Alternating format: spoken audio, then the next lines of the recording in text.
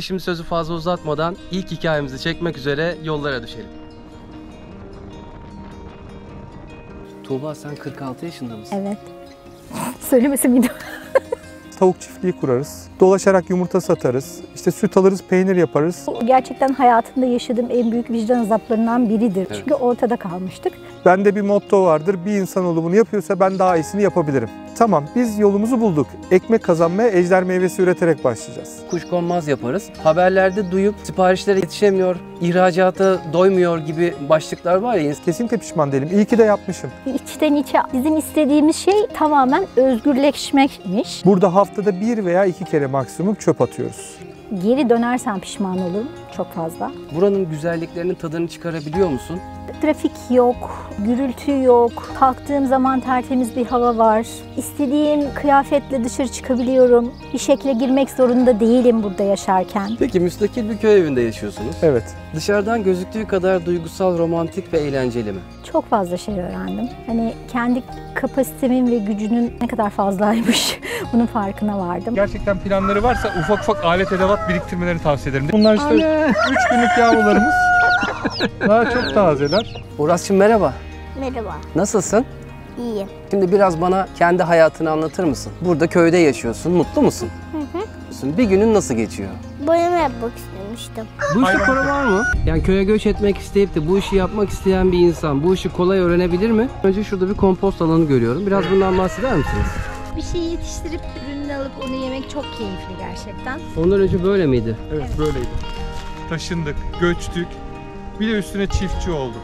Herkese merhabalar sevgili dostlar. Yeni bölüme hepiniz hoş geldiniz. Bir önceki bölümde de bahsettiğim üzere yepyeni bir seriye, yepyeni bir serüvene başlıyoruz. Havaların da güzelleşmesiyle hayatıma ufak bir motosiklet kattım ve bundan sonra yaşam hikayelerini bu motosikletle çekmeye gideceğim ve böylelikle bu yaşam hikayelerine Ege'nin çok güzel yol manzaraları da eklenmiş olacak. Haydi şimdi sözü fazla uzatmadan ilk hikayemizi çekmek üzere yollara düşelim.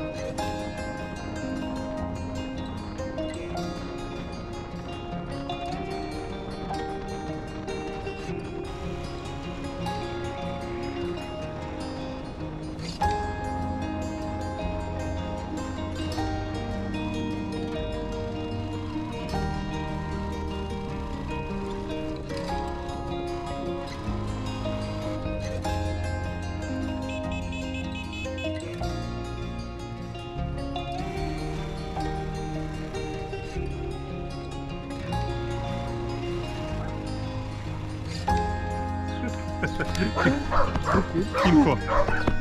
Ne haber? İyi kardeşim, sen nasılsın? Bugün videoya böyle başladık. Harika bir yolculuktan sonra Ortaca Güzelyurt Köyü'ne geldim. Bugün sevgili dostlarım Tuğba ve Koray'ın harika hayatlarını sizlerle paylaşacağız. Onlar da İstanbul'dan kalkıp tüm hayatlarını, tüm işlerini geride bırakarak burada kendilerine müstakil bir köy evinde harika bir hayat kurdular. Burası onların ikinci evleri. Birçok badire atlattılar, birçok iş deneyimleri oldu ve şimdi burada bostanlarında ekolojik tarım yapıyorlar. Aynı zamanda çok çeşitli tavuklar yetiştiriyorlar. Tüm detayları konuşacağız. Videoyu sonuna kadar izlemenizi tavsiye ediyorum. Masa başı bir sohbet olmayacak. Hem burada gerekçelerini konuşacağız. Ardından kalkıp bostanlarını, kümeslerini yani evin çevresini şöyle güzel bir tur yapacağız. Ve tüm detayları, tüm buranın güzelliklerini sizlere aktarmaya çalışacağız. Şimdiden iyi seyirler. Videomuza başlamadan önce bu tarz videoları eğer beğeniyorsanız beğendiğiniz videoların beğen butonuna basarak desteklemeyi ve yeni videolardan ilk siz haberdar olmak için kanalımıza abone olup bildirim zillerini açmayı unutmayın lütfen. Şimdiden iyi seyirler. Ben Koray, 46 yaşındayım. Yeni emekli oldum. güzel. EYT'liyim. Hayırlı uğurlu olsun. Evet, teşekkür ederim. Buraya gelmeden önce ne iş yapıyordun? Buraya gelmeden önce bir denizcilik firmasında teknik müdür yardımcılığı yapıyordum. Ondan önce de uzun yol gemilerinde çalıştım. Makine mühendisi olarak. Ondan sonra da buraya geldik. Benim adım Tuğba Pazar Çeviren, 46 yaşındayım. Yaklaşık 3 yıl önce İstanbul'dan Muğla'ya göçtük. Tuğba sen 46 yaşında mısın? Evet. Söylemesi miydim? Ben bilmiyordum. Aynı yaştayız. Hiç evet. göstermiyorsun. Bak şöyle söyleyeyim 35. 35'te kapat kestik başı alıyor. 35 mi diyeyim daha sen nazar değecek. Maşallah ya. Ya, sağ ol. Maşallah süpersin. Neyse baştan başlayayım. Hayır devam. Bir çocuk annesiyim. 5 yaşında bir oğlum var. Dediğim gibi İstanbul'dan Muğla'ya göçtük.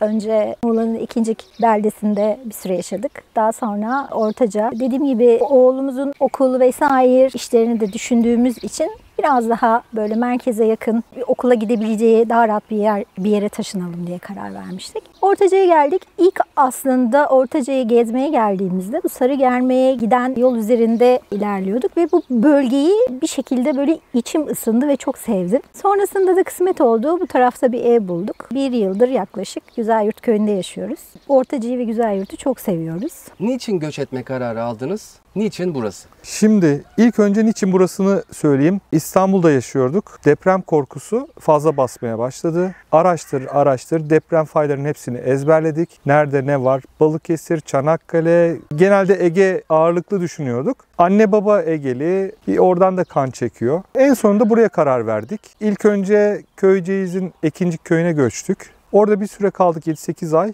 Ama çocuğumuz olduğu için okul, başka ihtiyaçlar, kargo, her şeyi düşününce çok uzak kaldığını gördük. Sonra Ortaca'ya geldik. Ortaca'nın Dikmekavak mahallesinde bir süre yaşadık. Oradan da bu tarafa göçtük. Çeşitli sebepler var. Biz tarımı seviyoruz. Bir önceki evimizde ve ilk geldiğimiz evimizde bunu yapamadık. Kendimiz yetiştirmek istiyoruz. İstanbul'da bile balkonumuzda bir şeyler yapmaya çalışıyorduk. Olmuyor tabii. Yeterli miktarda olmuyor. Sonunda dayanamadık. Böyle bahçesi geniş, hayvanlarla uğraşabileceğimiz, doğayla uğraşabileceğimiz, tarımla uğraşabileceğimiz bir yere geldik. Fazla ev değiştirmişsiniz anladığım kadarıyla. Evet. 3. evimiz burası. 3 sene oldu. Tek gerekçe tarım yapamamak mıydı? Yoksa başka faktörler de oldu mu? Şunu öğrenmek istiyorum. Mesela sosyokültürel farklılıklar, buradaki yerel halkla bir takım sorunlar gibi durumlarla karşılaştınız mı? Şimdi insanlarla sorunumuz pek olmadı. Çok sıcakkanlı insanlar ama ister istemez fazla meraklı olabiliyorlar. Çok fazla içinize girmeye çalışıyorlar. Kötü karşılamıyorum. Ama biz çok insanla muhatap olduk İstanbul'da. Birazcık insanlardan daha uzak olmak istedik. Asıl sebep bu. Yalnız kalmak, beraber kalmak. Buraya göç etmeden önce nasıl bir planlama yaptınız? İş, güç, geçim, süreç hakkında nasıl ön hazırlıklar yaptınız? Aslında biz biraz ön hazırlık değil de her şeyi kopardık geldik gibi. Son 2 sene çalışırken ayaklarım geri gidiyordu. Eşimin de öyle. Çok erken kalkıyordu. Çocukla ilgilenemiyorduk. Akşam 1-2 saat çocukla kalıyorduk. Olmayacağını hissettik.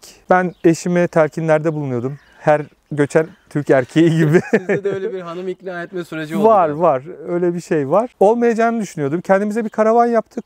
Bir süre onunla dolaştık.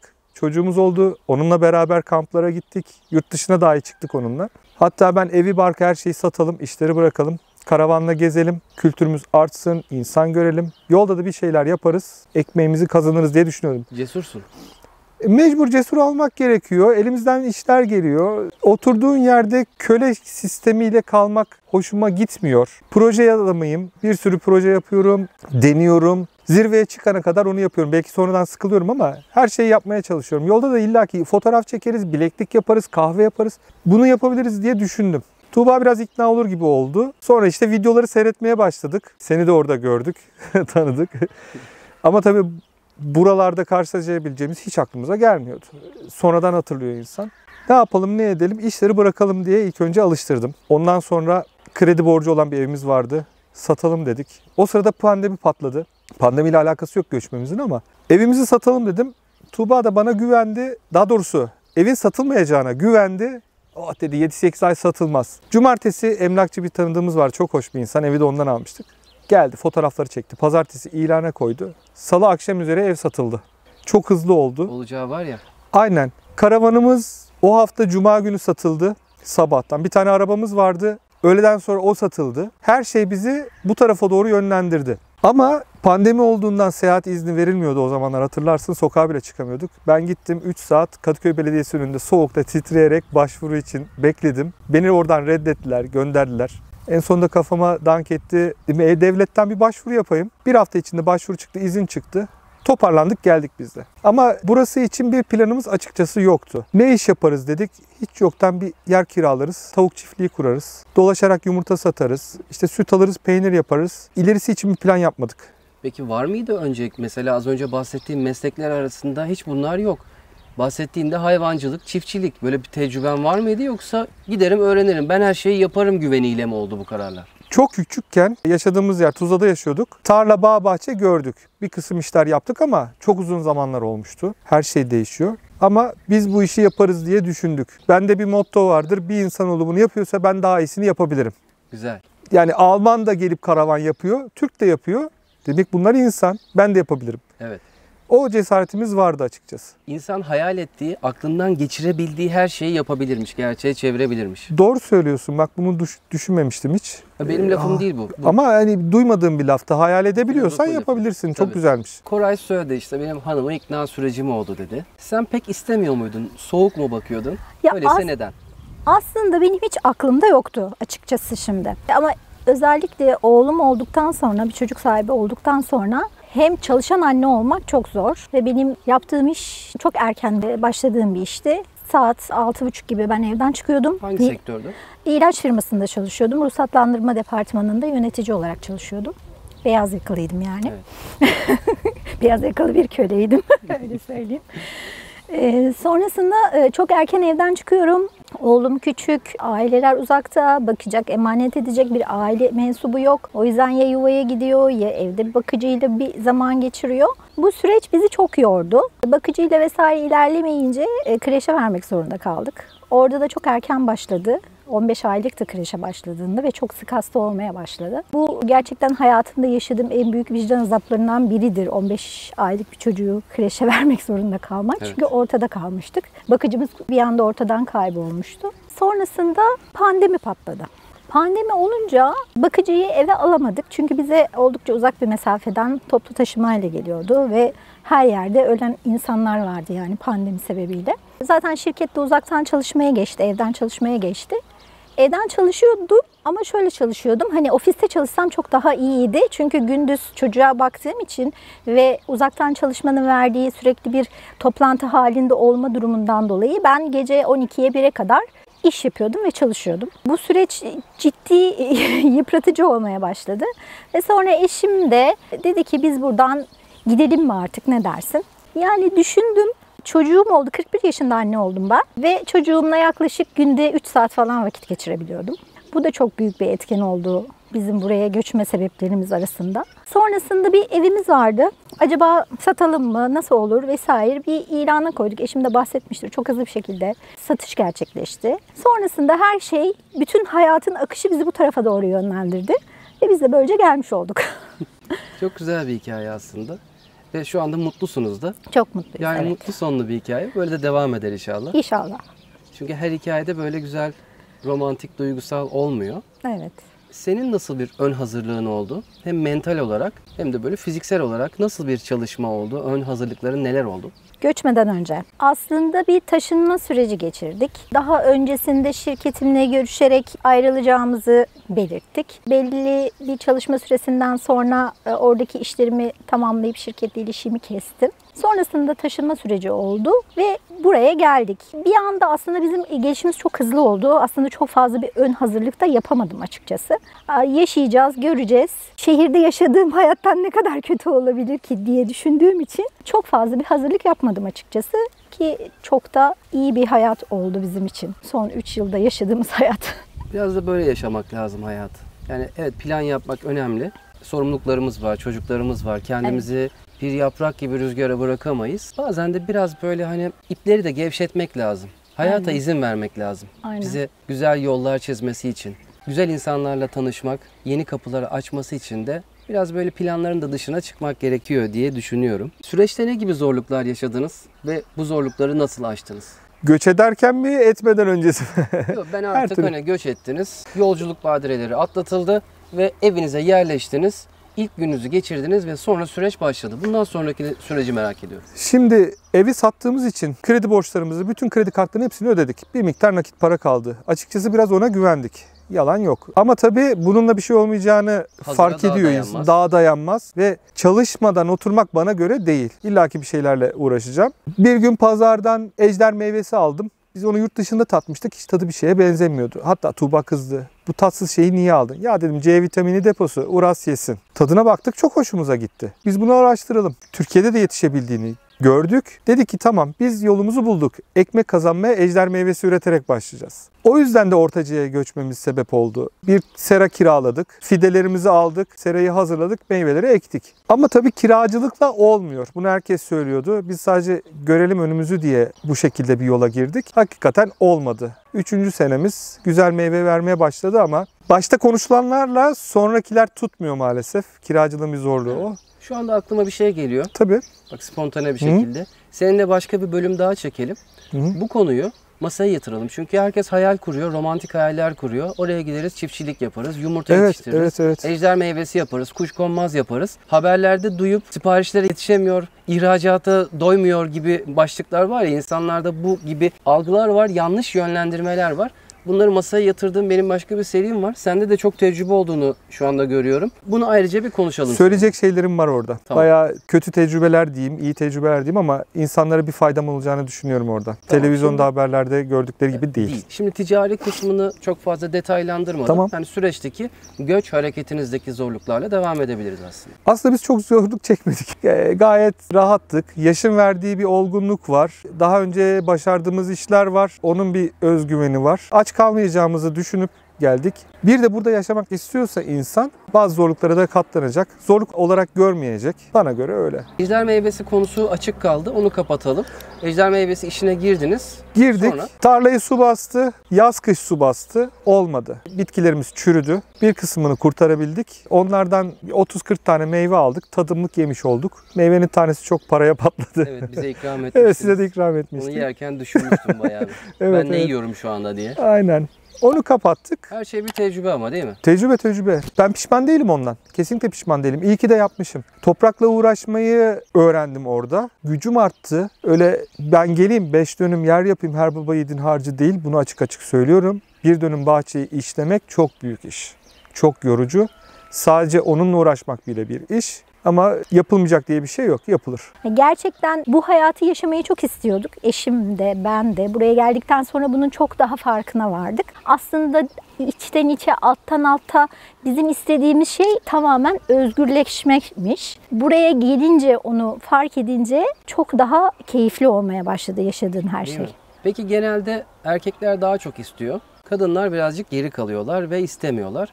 Sence bu neden? Kadınlar için her zaman için tercih konusu olmayabilir köyde yaşamak. Hani kadınlar daha rahat olayım, işte her şey elimin altında olsun. Köyde çapamı yapacağım, toprakla mı uğraşacağım. Hani gerçekten ona gönül vermediyse istemeyebilir, tercih etmeyebilir.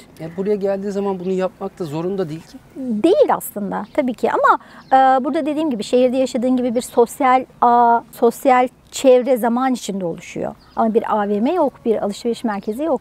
Genelde olan her şey çok daha kısıtlı şehirle karşılaştırdığımız zaman tercih etmeyebilir. Ama doğayla ilgili işler yapmayı seven, doğayı seven insanlar için çok daha güzel ve keyifli oluyordur. Şu anda burada kaç dönümle uğraşıyorsun? Biraz buraya gelelim. Neler yapıyorsun burada? Arka taraftaki bahçemiz yaklaşık 1 dönüm. Sabah kalkıyorum. Kışın sobayı temizle, odunları hazırla. Ondan sonra hayvanları aç, sal.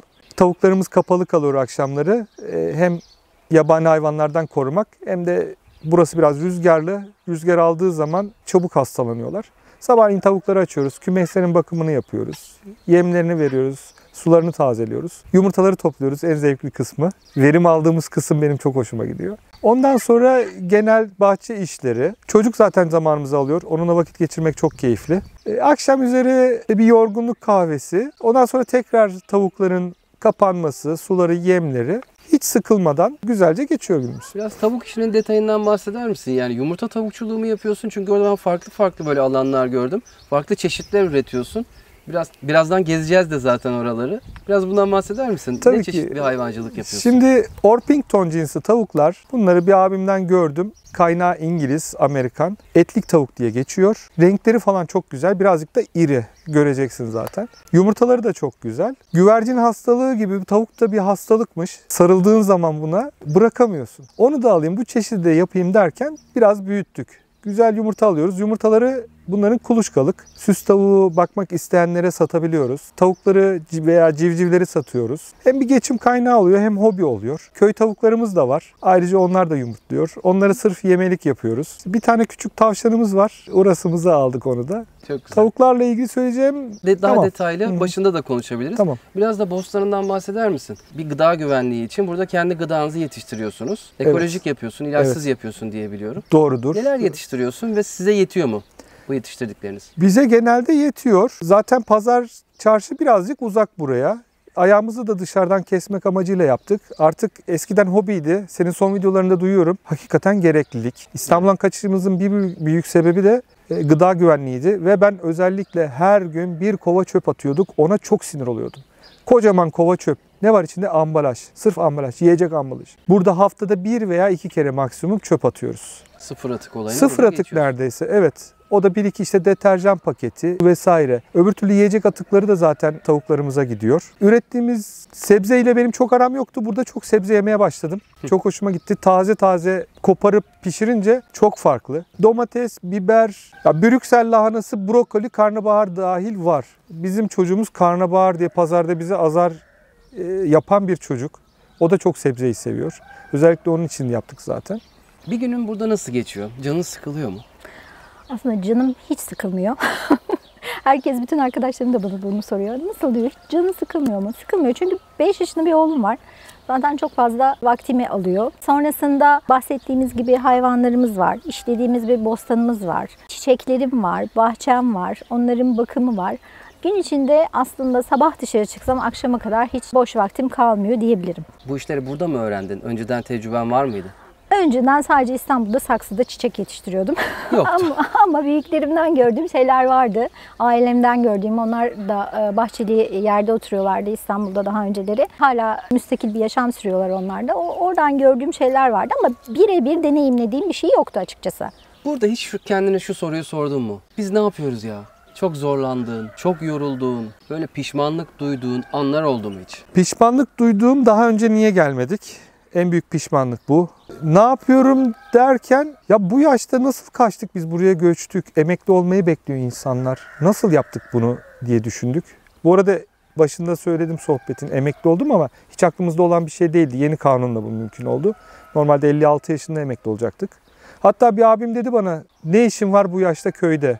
Da pilim mi bitti? Abi dedim, pilim bittikten sonra, kazma kürek sallayamadıktan sonra benim köyde ne işim var? Burada ne yapıyorum dediğim, bu kadar tavukla uğraşılır mı bazen geliyor. Çok yorgun olduğum zamanlar, çok rutine bindiği zamanlar birazcık sıkılıyorum. Ama onun haricinde tatil arayışımız bile yok. 3 sene oldu, 2 defa İstanbul'a gittik. Bir arkadaşımızın düğünü, bir de mecburi bir işimiz vardı. Onun haricinde İstanbul'da özlemiyorum. Bir zorluğum pek yok ya.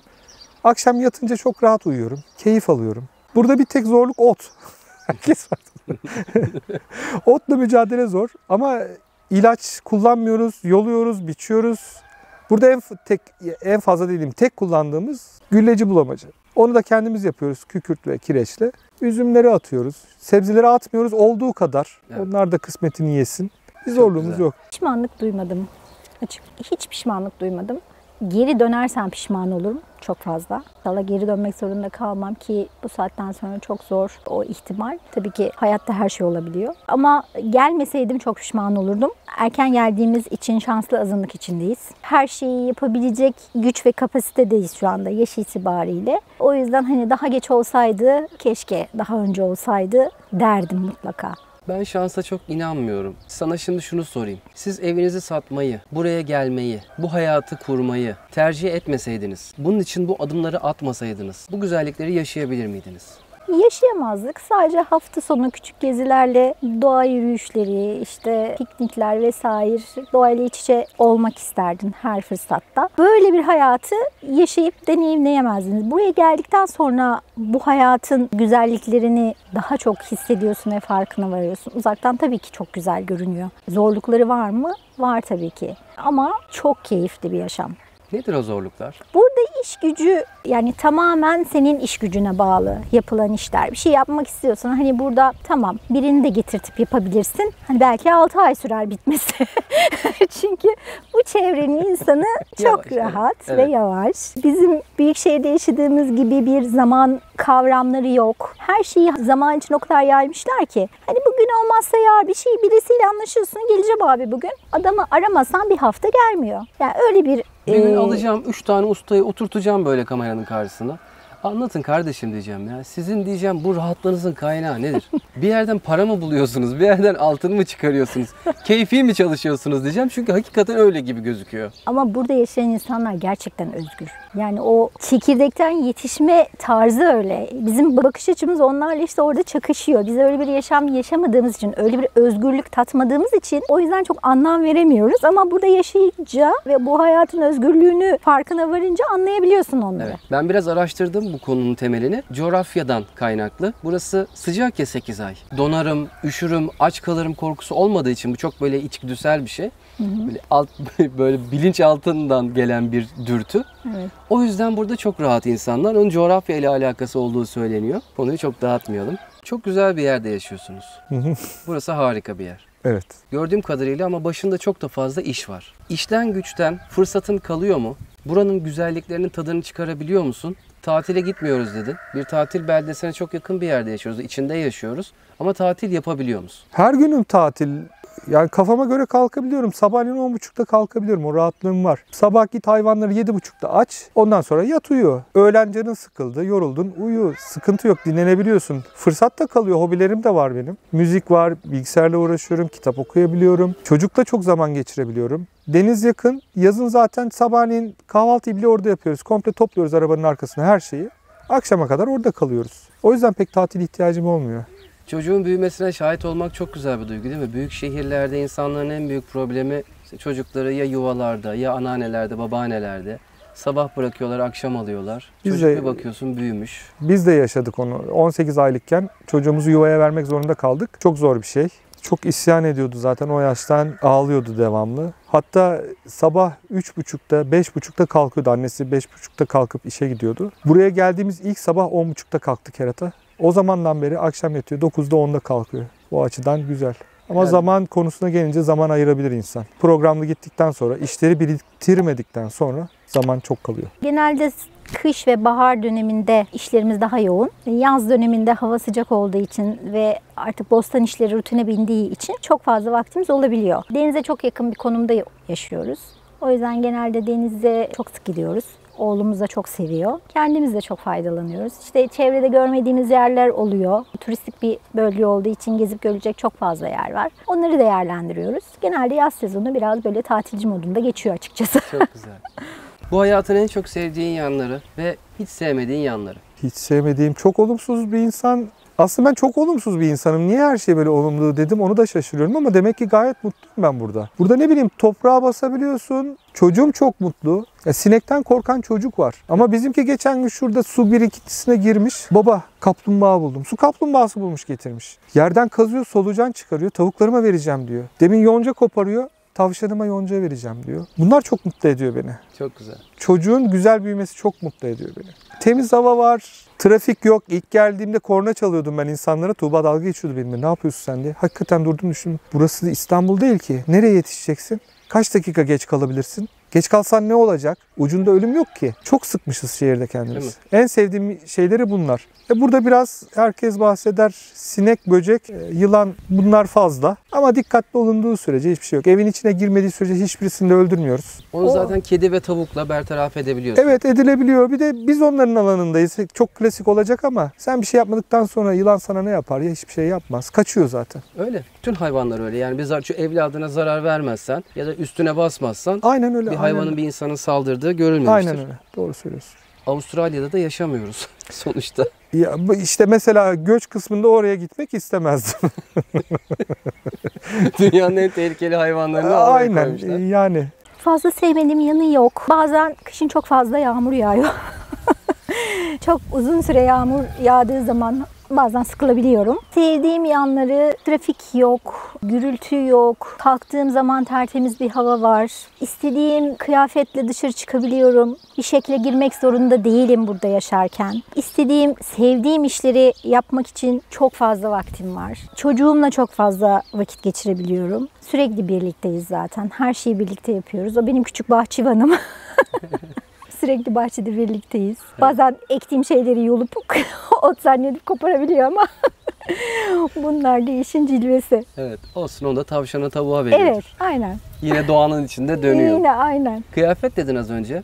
Alışveriş çok yapıyor musun? İnanır mısın Tolga, 3 yıldır burada yaşıyorum. Toplasan bir elin parmakları kadar kendime kıyafet almışımdır. Belki o kadar bile değildir. Çünkü büyük şehirde yaşarken sürekli bir şekle girmek zorundasın. Özellikle kurumsal firmada çalışırken bu çok önemli. Dış görünüş. Sürekli bir şeyler alıyorsun. Sürekli yeni bir şeyler alıyorsun. Yarış içinde insanlar. Yarış içinde insanlar. Şu A markasını almış. Şu B çantasını almış. Ben de alayım. Görünüşe, dış görünüş zaten senin itibarını oluşturduğu için büyük ölçüde bu tarz çalıştığın yerlerde. Bu çok önemli. Sürekli bir tüketim halindesin. Tamam, kazanıyorsun ama kazandığının çok daha fazlasını tüketerek yaşıyorsun. Onun da bir anlamı olmuyor. Ama buraya geldiğinde zaten bütün eski kıyafetlerim olduğu gibi duruyor. Sadece giydiğim kot pantolon, eşofman. Evet. Ve spor ayakkabısı. O yüzden çok fazla onları eskidikçe yeni bir şeyler alıyoruz. Onun dışında kurumsal bütün gardırobum olduğu gibi duruyor. Şöyle bir şey okumuştum. Erkekler kadınları etkilemek için süslenir, giyinirler. Ama kadınlar kadınlara gösteriş yapmak için veya Aynen. onlarla yarış halinde oldukları için. Tabii %100 herkes böyledir diyemem. Şimdi lütfen herkes böyle Evet, hemen ama pençelerini çıkartmasın büyük bana. bir çoğunluk böyle. Evet, böyle mi? Ne düşünüyorsun bu konuda? Böyle, çok doğru. Yani içteki o alttan gelen dürtü öyle. Aslında kadınlar kadınlarla yarışır her zaman için. Çünkü erkeğin aldığın, senin çantadan, giydiğin ayakkabının modelinden çok fazla ilgisi yok. Yani o yüzden kadınlar birbirlerini göstermek için. Makyajı da o şekilde, giydiği kıyafet de, aksesuar da aynen o şekilde. Şimdi düşününce ne kadar saçma ve komik geliyor ama işte içindeyken de bir şekilde çarkın içinde kavruluyorsun sen de. Aynen. İster istemez sen de yapıyorsun bunu. Aynen. Çünkü oradaki yaşam o şekilde devam ediyor. Yani orada onun dışına çıkarsan tamamen dışta kalıyorsun, dışlanıyorsun. Öyle bir durum da söz konusu. Peki müstakil bir köy evinde yaşıyorsunuz. Evet. Dışarıdan gözüktüğü kadar duygusal, romantik ve eğlenceli mi? Çok. Vallahi öyle. Çok eğlenceli. Gürültü sorunumuz yok. Bazen ufak tefek komşular rahatsız oluyor. Biraz metal işleri yapınca, hobiler fazla olunca. Ufak tefek, çok nadir ama onun haricinde saat sıkıntısı yok. Gece 11'de şuraya çıkıp ayı seyredebiliyoruz. Hanımımla oturuyoruz, çay kahve keyfi yapabiliyoruz. Semaverimiz var. Balkonda İstanbul'da nerede semaver yakacaksın? Ateşte yemek pişiriyoruz. Bir kızartma yapıyorsun. Ateşin ısısı daha fazla olduğu için, kalorisi daha fazla olduğu için çok güzel kızarıyor. Tadı başka oluyor. Bir kadın olarak şöyle, İstanbul'da ya da büyük şehirdeki apartman vesaire ev konsepti burada yok açıkçası.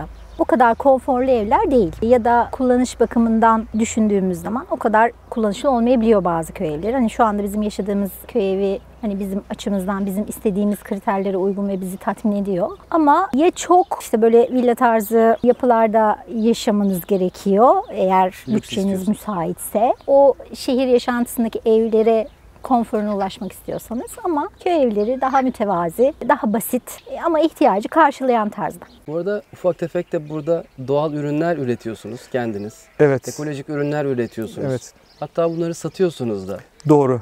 internet üzerinden. Biraz Evet. bundan bahseder misin? Şimdi birincisi tarla 30 dönüm nar bahçesi. Erkenci ve ekşi bir tür. Bir de bu arkadaşlar yurt dışına gönderdiği için kesinlikle ilaç atmıyorlar. Attıkları gübreyi bile maskesiz atıyorlar. Öyle olsa zaten kendileri kullanmaz. Evet. Yurt dışına gittiğinde hemen tahlilde geri gönderiyorlar biliyorsun. Gönül rahatlığıyla buradan nar ekşisi yapıyoruz. Hem de uzun süreli, HMF miydi maddenin ismi? Evet. Kanserojen madde olmadan uzun süreli pişirimlerle, termostatla vesaire bu şekilde pişiriyoruz. Bir nar ekşisini pişirmek 3 günümüzü alıyor. Ya ben sizi o konuda çok takdir ediyorum ya. Tuğba ile ikiniz burada abi. tık tık tık tık tık tık Evet. onarları elle. Elimizde İnsanüstü kaşıklar. bir çalışma Teşekkür ederiz. performansıyla, azmiyle. O kazanların başında. Aynen. Bu sene ben de tecrübe ettim nar ekşisi yapması olayını. Evet, evet. Ya çok zor. Zormuş. Çok zor. Zormuş. Bir daha yapar mısın? Yaparım, bu sene gene yapacağız. Çok Narlar olsun diye bekliyoruz. harika. Nerede satıyorsun? Ee, Nereden ulaşsınlar? URS Farm adında bir Instagram sayfamız var. Orada Shopier linkimiz de var. Çok güzel.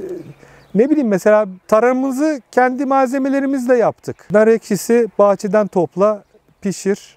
Hiçbir katkı maddesi koymadan. Sadece kaya tuzu koyuyoruz ömrünü uzatmak için. Bu sene erik pestili yaptık. Çok hızlı tükendi. Çok güzel oldu. Mayhoş, atıştırmalık, çok güzel. Böyle karnın acıktığı zaman hemen bir tıkasın, şekerim düşmesin deyince ağzına 2 parça pestil atıyorsun. Çok güzel. Çok güzel oluyor. Soslarımız var. Salça yaptık. Biber salçası, domates salçası. Ya her şeyi kendimiz yapıyoruz. Hatta sen de gördün, pastırmayı dahi kendimiz yapıyoruz. Gerçek mi? Yamanın telif hakkı alabileceği bir şey. Pastırma dahi kendimizin. Ufak bir döner makinemiz var. Döner yapıyoruz. Kıyma makinemiz var. Bazen gaza geliyoruz, sosis yapıyoruz. Tabi bunlar sattığımız ürünler değil. Var. Öyle sende bir şeflik, bir gurmelik yanın da var. Yemeği böyle. çok seviyorum. Ama genelde satabileceğimiz ürünlerimiz var. Onların üzerine yoğunlaştık. Şimdi sırada bu sene çok miktarda erişte yapacağız. Tavuk sayımız çok. Onlara zaten biz yumurta yemi de vermiyoruz. Buğday, arpa, mısır, genellikle mısır az.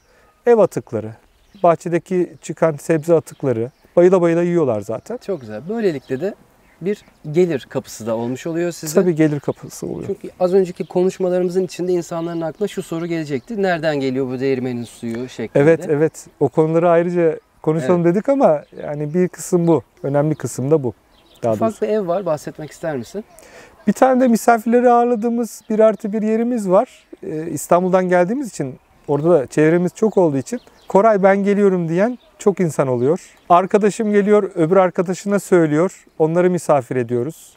3 kişinin kalabileceği kliması, buzdolabı, tezgah, ocağı, kapısının önünde mangalı dahi olan Çok güzel. bir yerimiz var. Birazdan gezeriz oraları da. Tamam. İletişim bilgileriniz zaten açıklamalarda, başa tutturduğum yorumlarda. Soruları olan olursa sana ulaşabilirler Tabii diyorum. ki de her zaman bekliyoruz. Ve diğer soruma geçiyorum. Şehir hayatından özlediğin bir şeyler var mı diyeceğim.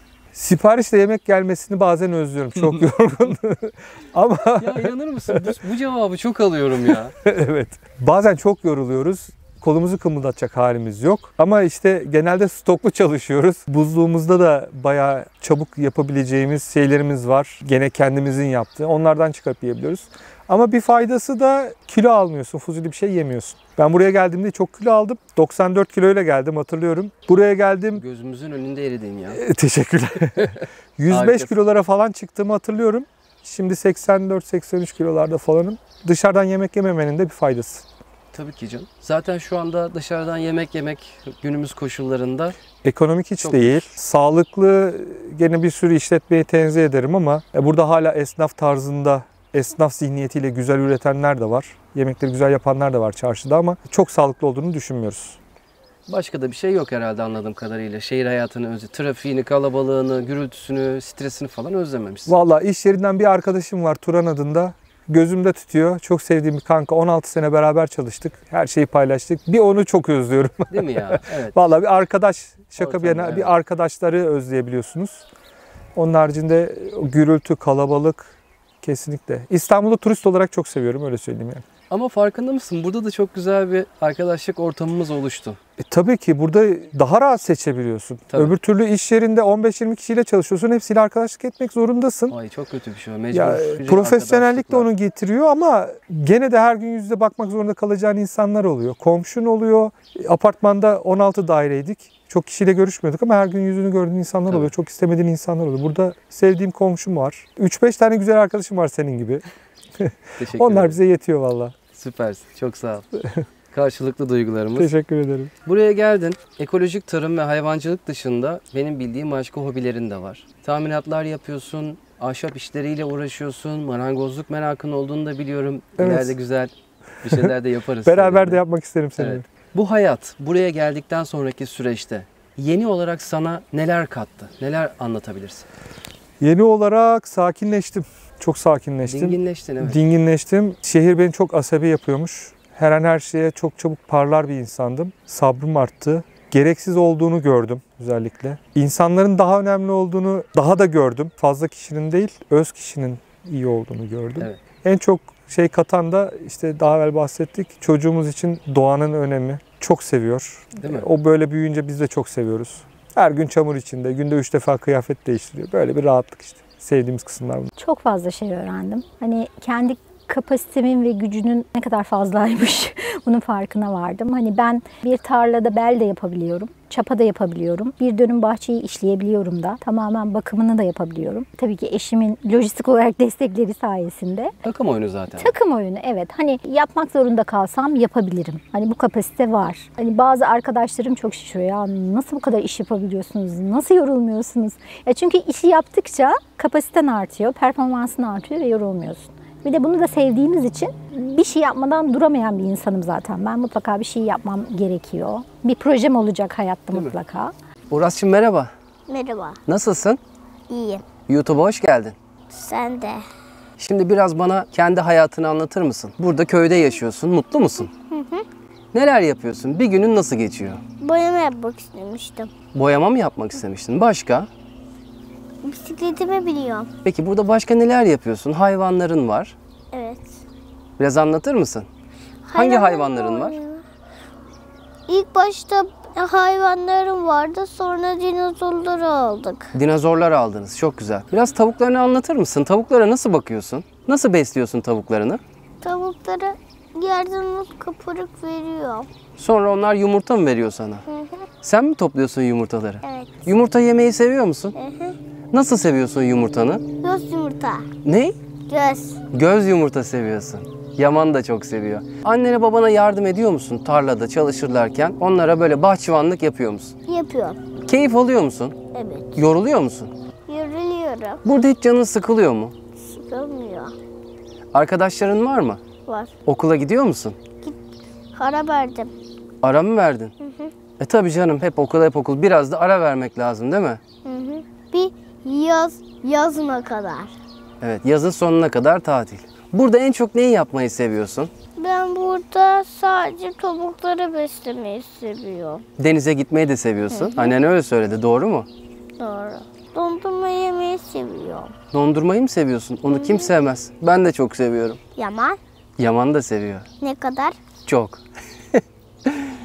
Teşekkür ederim. Neler öneririm? İlk önce gerçekten yerleşmek istedikleri bölgeyi iyi seçmelerini tavsiye ederim. Artık günümüz şartları bizim 3 yıl önce geldiğimiz dönemki kadar kolay değil. Malum Hiçbir yerde değil. hiçbir yerde değil. Burada da değil, büyük şehirde de değil artık. O yüzden burada bir tık hani büyük şehirde bir özel sektörde vesaire bir yerde çalışma imkanı olabilir. Bir iş bulup çalışırsın ama burada o tarz işler çok zor. Yaşama planı yapmak için insanların gereken bir A planı, B planı, C planı, D planı olmalı. O olmazsa bu, bu olmazsa şu, o tutmazsa bu diye birkaç fikir ve projeyle buraya gelmelerini tavsiye ederim açıkçası.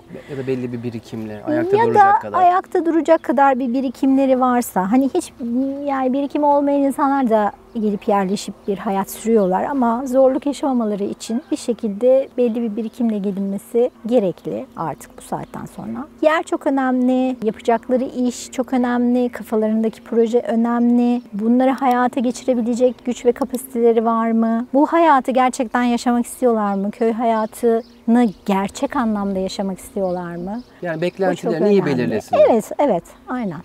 Biz biraz ipimizi kopardık geldik gibi ama bir tık paramız vardı. O olmasaydı gelir miydik? Çok zor. Yok, burada da olmadan geleni var, karşında Var. duruyor. Var. Oluyor. Doğru, olur. Olmaz değil. Zorluğundan bahsediyorum. Orada da sıfırdan başladık. İstanbul'da da bize araba, ev vermedi kimse. Tabii. Aynen burada da ekmeğini çıkarabilirsin. İyi araştırsınlar. Tavsiyem gelmeden önce, direkt göçmeden evvel burada bir süre kalsınlar. Acımasınlar paralarına. Çünkü daha sonra daha büyük yatırımlar, daha büyük sıkıntılar çıkabilir. Çevreyi bir görsünler. Biz yer almak istiyoruz ama neden 3 senedir kiradayız? Bu yüzden istediğimiz yer olsun. Arazi sulak mı, su tutuyor mu? Burada mesela çok önemli. Örnek vereyim bu konuyla ilgili. Bizim burada çamur olmuyor. 300 metre ileri gidin. Kışın bahçeye çıkamazsınız. 15-20 santim su, çamur. Bunları görmek lazım. Tavsiye verebileceğim bunlar. Ama korkmasınlar. Her yerde olur. Her yerde insan karnını doyurur. Her yerde mutlu olursun. Çok teşekkür ediyorum cevapların için. Rica ederim. Hadi şimdi arka tarafa geçip tavuklara ve bostanınıza bakalım. Bakalım. Hadi. Hadi. Röportajımızı yaptık. Şimdi verandamızı, arka taraftaki kümesi, bostanı neler yapıyorsunuz bir turlayalım. Tabii ki. Burası çoğunlukla zaman geçirdiğimiz bir yer. Asmalarımız var. Yazın bize çok güzel gölge yapıyorlar. Güzel de üzüm veriyorlar. Bu sene üzüm kuruttuk. Pekmez yaptık. Bayağı da güzel oldu. Uzun süre pişirince beklediğimizden daha az çıktı. Evet. 50 kilo üzümden 3 kilo pekmez çıktı. Fazla uzun pişirdik. Tam olarak bilmiyorum ama ne kadardan ne kadar çıkması gerektiğini. Valla bir 10 Gerçi kilo, biz de bilmiyorduk. 10 kilo gibi çıkması lazımdı. Çok ticari bir şey olmadı o yüzden. O tamamen kendimize Kendimize. Olsun. Ama yiyeceği kadar bir Şifa ürün olsun. oldu. çok kaliteli bir pekmez oldu. Biz de sevdik. Yemeklerimizi de burada yapıyoruz. Odun Gerçekten ateşinde. cennet gibi bir yer yani. Şu manzarayı önce bir göstermek istiyorum dostlarımıza. Ön tarafı çimlendirmişsin. Burası böyle değildi. Burası çok kötüydü. Yaklaşık 20 gün Tuğba'yla temizleme, düzeltme çalışması yaptık. Çok taş vardı. Taşları temizledik. İstedik ki gelen arkadaşlarımızın çocukları burada koştursun. Yuvarlandığında bir yerlerine bir şey olmasın. Bizim çocuğumuz da koşturuyor. Hatta burada bir doğum günü partisi yaptık. Çok mutlu oldu çocuklar. Evet. Önceki videoda da göstermiştim. Bu tarafa doğru geçelim. Burada çok güzel bir alan görüyorum. Ek. Evet, burada Buraya atölye mi yapacaksın? arka tarafı depo kısmı. Ufak ufak bir marangoz atölyesine dönüyor. Hem balkonda hem içeride çalışabiliyorum. Çok güzel. Keyifli oluyor. Yağmur yağdığı zaman içeride takılıyorum. Yağmadığı zaman bahçedeyiz zaten. Evet, alanın geniş. Evet. Burada biraz minimalliğe yöneliyor insan. Bir sürü eşyayı kullanmadığını fark ediyorsun. Daha çok yemek pişirme, işte alet, edevat, onların ihtiyaç olduğunu görüyorsun. Buraya göçecekleri eğer gerçekten planları varsa ufak ufak alet, edevat biriktirmeleri tavsiye ederim. Demin aklıma gelmemişti. Şimdi Evet. o aklıma geldi. Değil mi? Çok lazım oluyor. Her gün de fiyatlar artıyor malum, dolarla, Evet. euroyla. Önce burayı bir konuşalım. Burada çok güzel bir tesis hazırlamışsın diyorum kendine. Tesis gibi olmuş. Evet, biraz öyle oldu.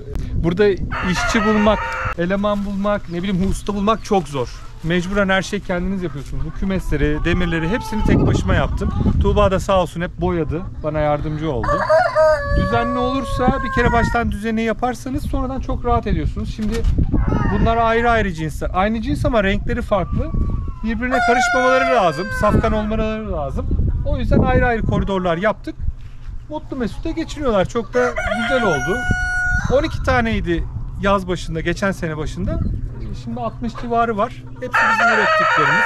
Evet. Hatta şurada bu senenin civcivlerinden de başladık. Bizim minik tavşan efendi burada.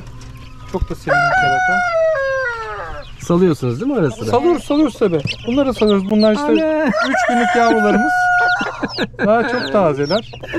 Şurada 1 aylıklar var. 15-20 günlükler var.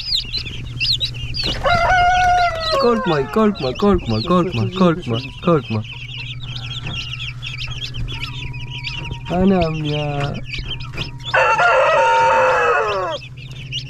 Çok küçüksün. Bunlar Zarar Orpington. vereceğim diye korkuyorum.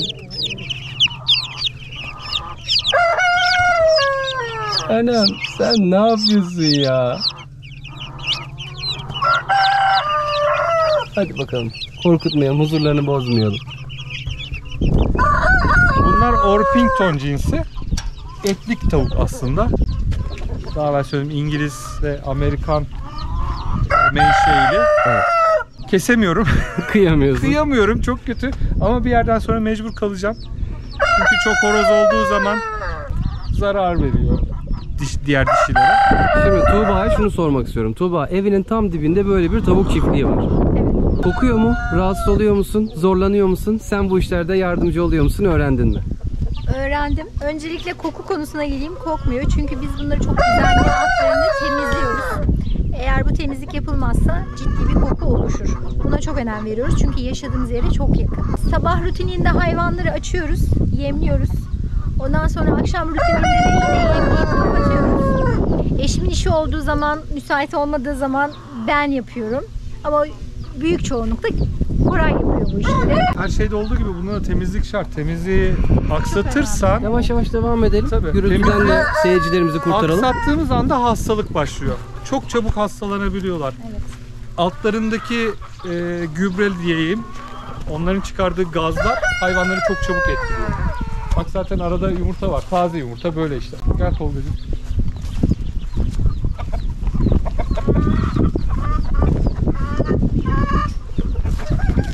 Bazen Uras'a da müsaade ediyoruz bunları almak için. Bunların renkleri çok hoş. Bunlar Maran cins tavuk. Ne? Maran cinsi. Maran. Maran. Maran. Hı. Hem yumurta hem canlı hayvan satışı da yapıyoruz. Bazen çok ilginç bir şey. Hani köy hayatına biz şehirden geldik ama 2-3 tane köylü arkadaş geldi bizden tavuk aldı. Öyle Canlı mi? tavuk aldı, yumurtlayan tavuk aldı. Evet, köy tavuğu. Yani köylüleri geçecek miyiz bilmiyorum ama hoşlarına gidiyor, düzen hoşlarına gidiyor. Bu işte Hayvan- para var mı? Yani köye göç etmek isteyip de bu işi yapmak isteyen bir insan bu işi kolay öğrenebilir mi? Ve para Öğrenebilir. gelir kapısı olarak Olur. iyi mi? Gelir kapısı olarak da iyi. Biz konu komşuya yumurtaları satıyoruz. Her gün zaten 25-30 civarında yumurtamız çıkıyor. Çok da lezzetli diye gelip alıyorlar.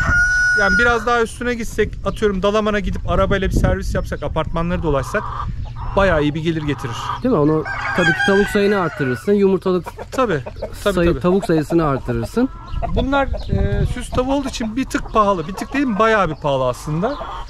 Fiyat söyleyeyim mi? Söyle. Şuradan mesela ben bir tane erkek, 3 tane dişi versem size 5.000 liranızı alırım. Teşekkür ederim. Ben almayayım canım. Evet, yumurtanın tanesi bunların 100 liraya satıyoruz. Kuluçkalık olduğu için. Bir gelir kapısı. Biraz pazarını bulmak zor. Yurt dışıyla falan bağlantı olman lazım ama Evet. olmayacak diye bir şey yok, oluyor.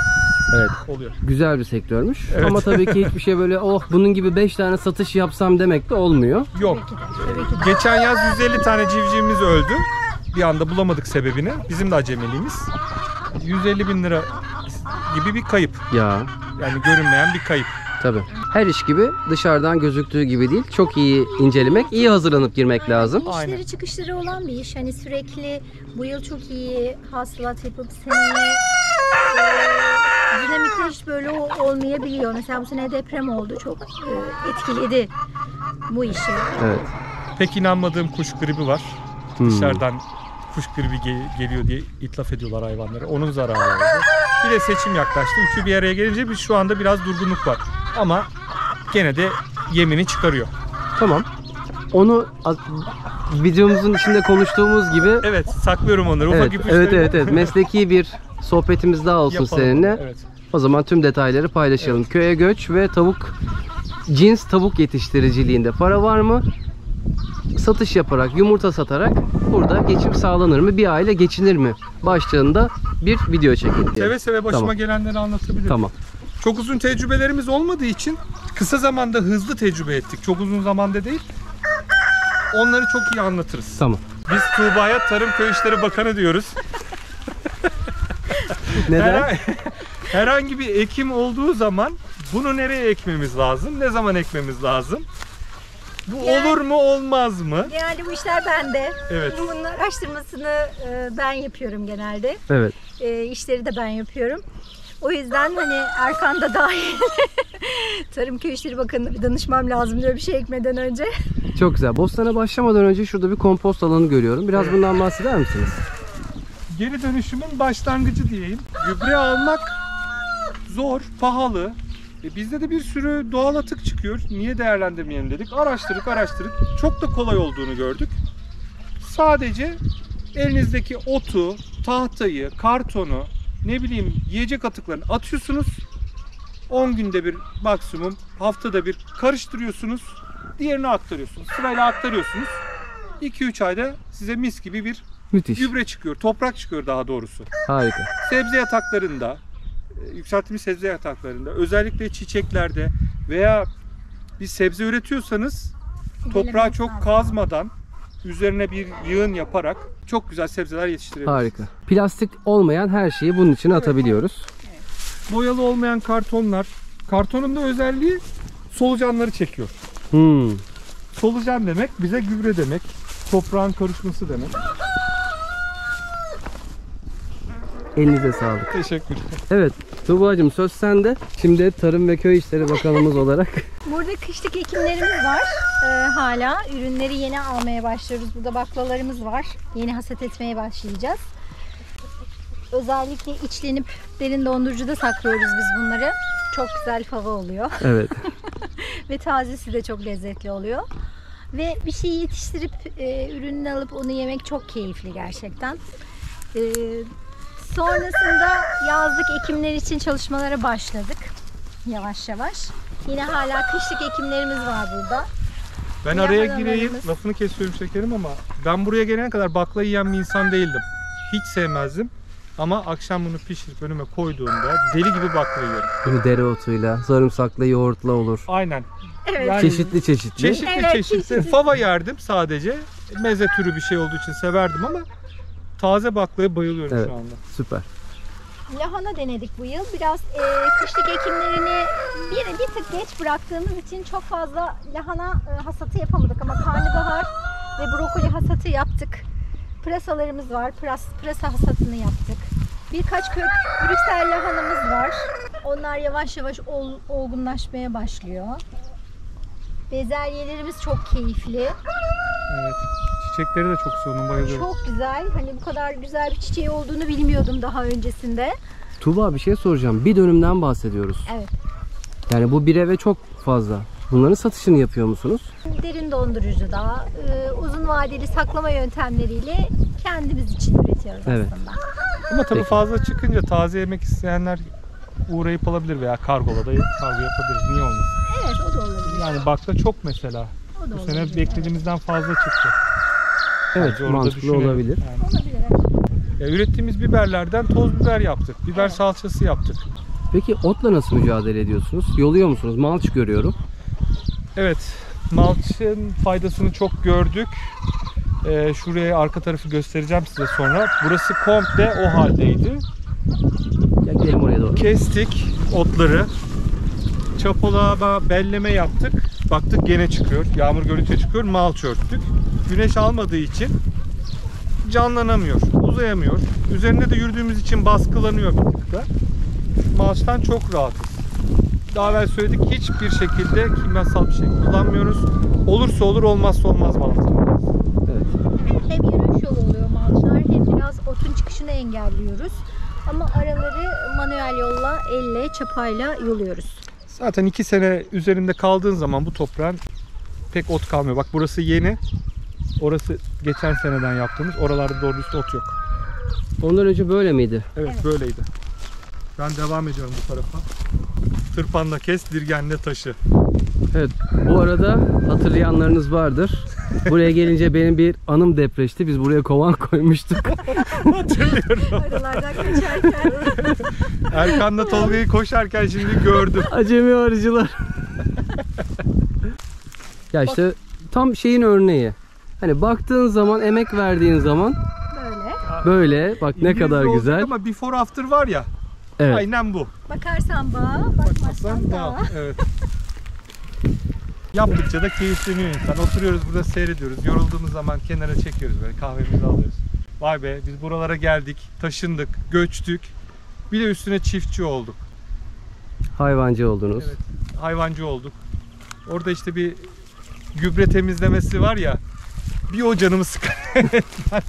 Neden ya? Ben çok alıştım ya. Hiç rahatsız olmuyorum. Eskiden ben de böyle birazcık iğrenirdim ama artık hiç normal. Kokusu bile kötü gelmeye İğrenmek başladı. değil de 8 tane kümes var. Haftada bir temizlemezsen çok fena. Her hafta bir el arabası gübre çıkıyor. Hmm. Evet, biraz yorucu oluyor. Ama O kısım. gübrenin faydasını baklalarda gördüm. Bak, kümese yakın olanların boyuna bak, uzak olanların boyuna Ya bak. Evet. tabii. Çok Ciddi ciddi faydası etkisi var. Gübre olarak zaten tavuktan çıkan yanlış gübre. Her şey geri dönüşüm. Her şey geri dönüşüm. Evet. Hiç zarar etmiyoruz bir şeyi. Zaten alıştık. Önceden de çok kızıyordum öyle ziyan konusuna. Burada daha da rahat oldu. Çöpe Bir de- atmakta böyle Değil mi? canım sıkılmıyor. Tavukların önünde gördüm, baklalar orada yerde. Harika. Bunları söktüğümüz zaman onlara yem oluyor. Çok teşekkür ediyorum. Rica ederim. Bize Bana teşekkür hayatınızı açtığınız için, kanalımızdaki dostlarımıza Hayatınızı açtığınız için, sorularımızı şeffaf bir şekilde cevapladığınız için çok teşekkür ediyorum. Rica ederiz. Bir nebze bir de yardımcı olabilirsek insanlara ne mutlu. Yolunuz açık olsun. Hepimiz. Çok mutlu olun. Hep böyle yüzünüz gülsün. Sağ olun sizinle. Evet sevgili dostlar, bu güzel bölümün de burada sonuna geldik. Eğer siz de en az benim aldığım kadar keyif aldıysanız videomuzun beğen butonuna basmayı ve yeni bölümleri kaçırmamak için kanalımıza abone olup bildirim zillerini açmayı unutmayın lütfen. Umuyorum ki bu videoda izlemiş olduğunuz hayat hikayesi ve verilen cevaplar sizin de kafanızdaki bazı soru işaretlerine cevap vermiştir ve sizin de hayallerinize yön vermiştir. Yeni bölümlerde, yeni hayat hikayelerinde görüşmek üzere. Kendinize çok çok iyi bakın. Mutlu ve sağlıklı günler.